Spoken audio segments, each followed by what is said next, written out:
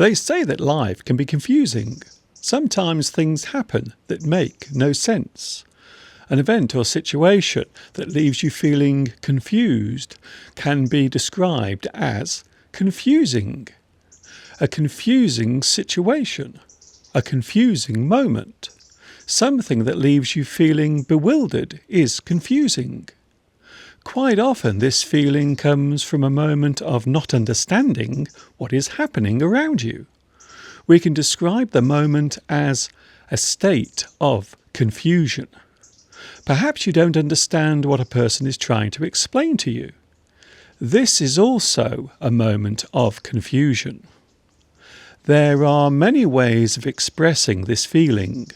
You are confused. You are bewildered. You are puzzled. We can also use the word confuse when mixing two things with each other. That is to say, you mistake one thing for another. Perhaps you meet a person in the street and you think you know who they are, but in fact you are confusing them with someone else. You misidentify that person. You mistake that person for someone else. We can describe this moment as confusion. You have confused one person with another. So it is possible to use the word confusion as a way of describing a mistake made when identifying something.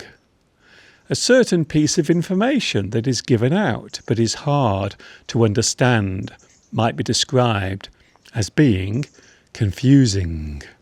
You don't understand what is being said. Hence, the feeling of confusion will arise. Not knowing what something is or misunderstanding something is confusion.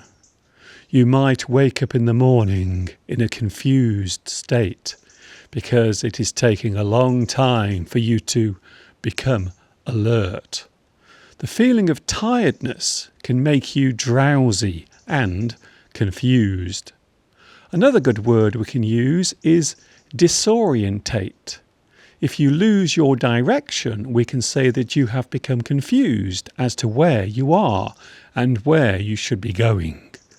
You have become disorientated. When learning a new subject, you might find yourself feeling confused from time to time.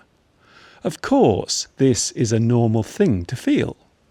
Confusion whilst learning something new is nothing to worry about, as it can happen at any time, even whilst learning English.